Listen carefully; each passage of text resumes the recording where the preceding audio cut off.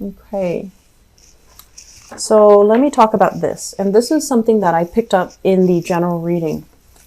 Many of you are in a situation here. It's not entirely healthy. This is not a healthy relationship, okay? Where there's a lot of fears of the unknown. If I leave this relationship, what's going to happen to me financially, romantically, and even just personally, spiritually, emotionally? And so I feel like this is keeping yourself stuck in a very uncomfortable situation because you fear the unknown. You don't want to start over. You don't want to, create a new path for yourself here with the death card in the reverse. And you might be dealing with a partner who might not be completely 100% honest with you.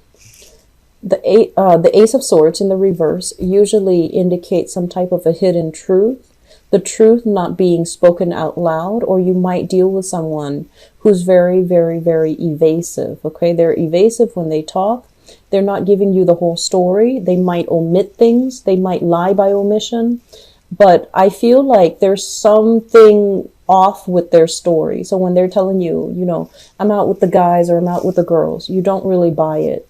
And then when they're telling you, yeah, I was, away for 4 days straight on a business trip, or I had to work overtime, 2 weekends in a row. And I feel like, those alarms in your head are going off and you're just like, wait a minute, that doesn't sound right. And so you don't have like concrete evidence in order to remove yourself from this situation. But your intuition is telling you that something's off. And if you don't make changes, you're going to end up stuck in this situation, never knowing the answer. And just keeping yourself stuck because it is a safe environment, but it's not entirely the best for you. So if you are at all here dealing with an air sign, an Aquarius, a Gemini, or a Libra, I feel that you want to have these face-to-face, heart-to-heart conversations so you can dig at the truth. And if this at all sounds familiar, you want to be a little bit careful about, where you're giving your power away and whether or not this is the life that you've envisioned for yourself, okay? Because it doesn't feel to me like it's a good environment, all right? Okay, you've got somebody who's like controlling the purse strings here. I have here a water sign. So this is a Pisces, a Scorpio, or a Cancer, Sun, Moon, or Rising. So I want to say like this is male or female, okay? At their best. I feel like they can be very, very romantic. They can, when you interact with them, when you talk to them, they look straight into your eyes and they make you feel like you're the only person in the room. They can be a little bit like, I want to say, they're very sensual. And I feel like the chemistry, the attraction is very strong with this person. When it's in the reverse position, it can indicate manipulation. It can indicate somebody who's kind of like using your emotions against you. Either they are telling you, I love you, so I do all of these things, and they're not great things. Or they can guilt trip you into doing something the way that they want. And as I'm saying that, I feel like this might not even be a water sign. It could be somebody who's like using your emotions against you. If they could even tell you like, if you leave me, where are you going to go? And it triggers your fears because they're using your fears against you. Or they can say like, we've been together for so long. If you leave me, what am I going to do? Well, that's manipulation. Okay. And what they're going to do, if you already decided to leave them, what they're going to do, that's not up for debate anymore. That is irrelevant. So I feel like somebody is kind of like using your feelings against you, and it's not entirely healthy. Okay. I do see there's a lot of jealousy coming up with you and this person. So it could be a water sign, or it could be somebody who's just, manipulating your emotions.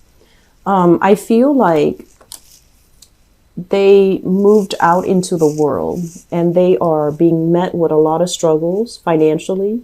They're being met with a lot of struggles professionally. They're not able to create a good, stable foundation for themselves. And I do feel that when you were with them, they kind of drag you down with them. Okay. They might have isolated you from your friends. They might have made you question your reality. And I honestly feel like there might have been some emotional abuse, either with this person or in the relationship between you and this person. Some type of, I feel like it's not healthy. The moon in the reverse deals with depression. It deals with isolation. It deals with this person who might be very, either like emotionally, like very up and down. It could be like bipolar, where they're really happy and elated one minute and they're down in the dumps the next, or they have trouble regulating their emotions, or the relationship itself. It was a major source of depression for you because you felt very alone and isolated.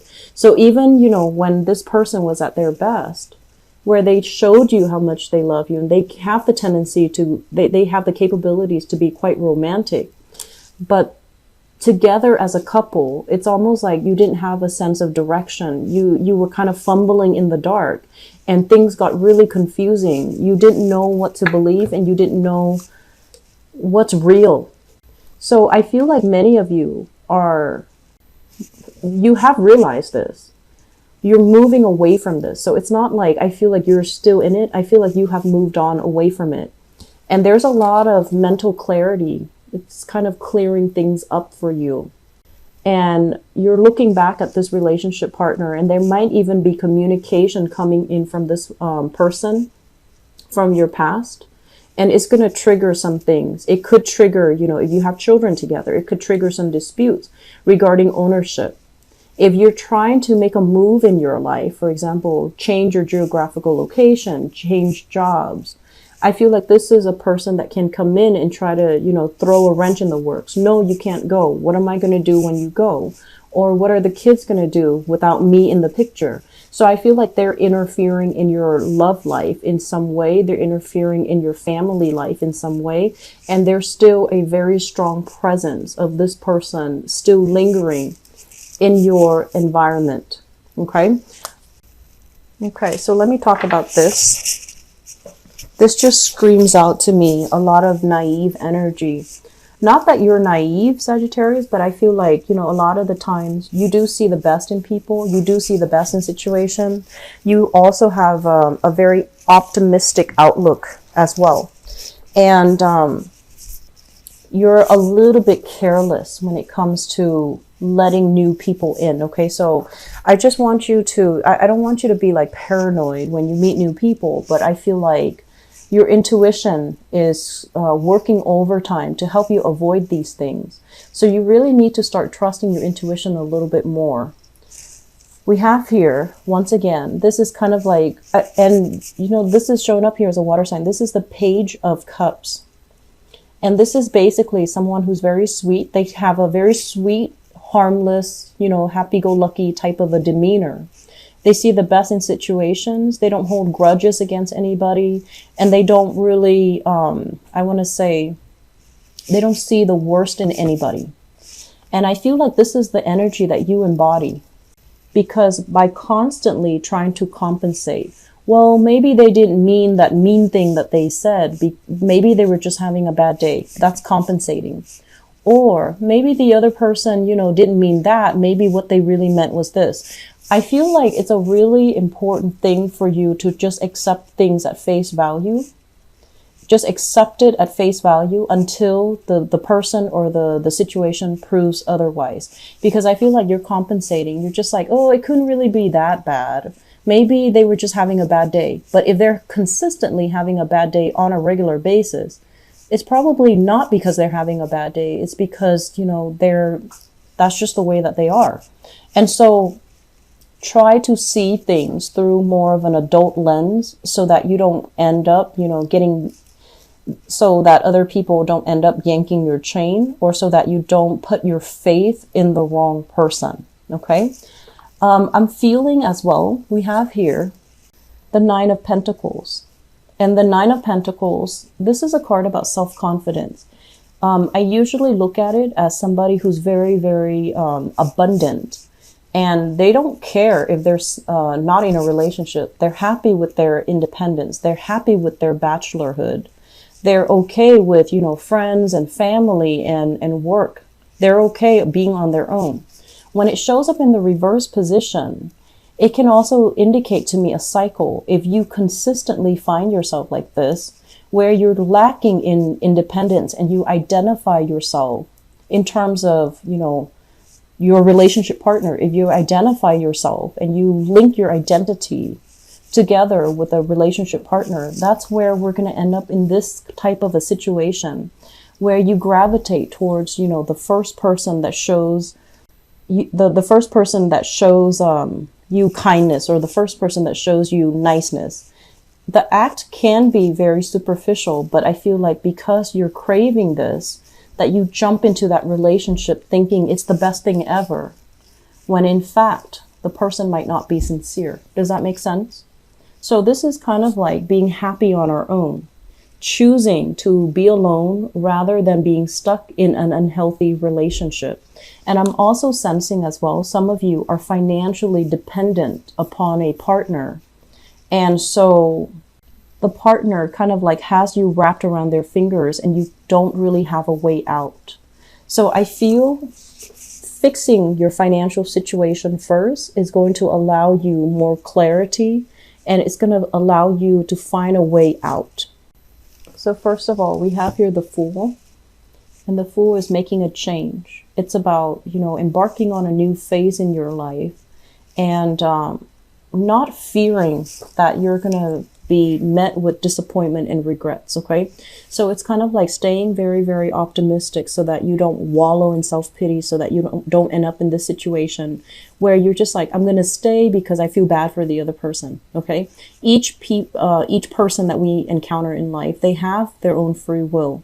So it's not our will to stay and be martyr in a situation and be like the martyr for somebody else. So I feel like many of you are fearful about leaving because you don't want to upset the other person, or you feel bad and you're just like, I don't know how the other person is going to live without me, because that guilt trip has been triggered. And so my advice here is you need to take care of yourself. You need to really figure out where you're headed, and you really need to make decisions a little bit more deliberately. Okay. We have as well the Hermit, and this is your spirit guides trying to reach out to you. They're trying to show you the right way. They're trying to offer divine protection, and they're trying to tell you, no matter how bad things are right now, you need to implement something new. We're going to show you what you need to do in order to get yourself to a cleaner, highly elevated state. We're going to show you how you can, end that chapter in your life so that you can begin anew. So I feel like you are turning your back here on higher intuition. And I feel like a lot of it is just fear of the unknown. And a lot of it too stems from the fact that some of you are at a point where, it's the energy has shifted, where this bad situation has become kind of like your new normal. And then as a result of it, you don't really see anything else. You don't see anything else that can be better, or you can't really envision that something else is better that's waiting for you out there.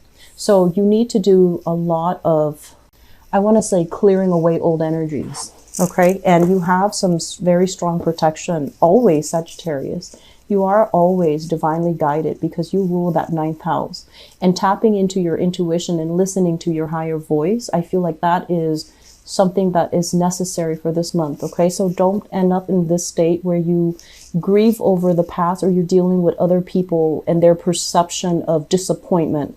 You're going to need to break free, and you're going to need to really live up to your potential so that new opportunities can come into the picture. Okay. For singles, I feel like dating, not too great this month. Okay. I feel like the energy for dating overall, you're meeting people, but it seems to me like there are some emotional hangups in your life where you're not ready to really go out and get intimate with a new person just yet. You might be dealing with some grief still.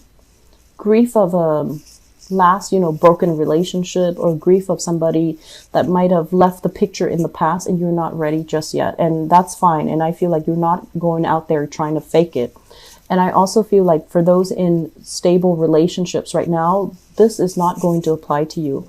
I do feel some people are trying to leave, but financially, it's not a practical choice. And so you're hanging on, biding your time. And I feel like you can put up with a lot. However, once again, you know, when is enough? When is it going to be that point where it's an emergency and then you can break yourself free from this?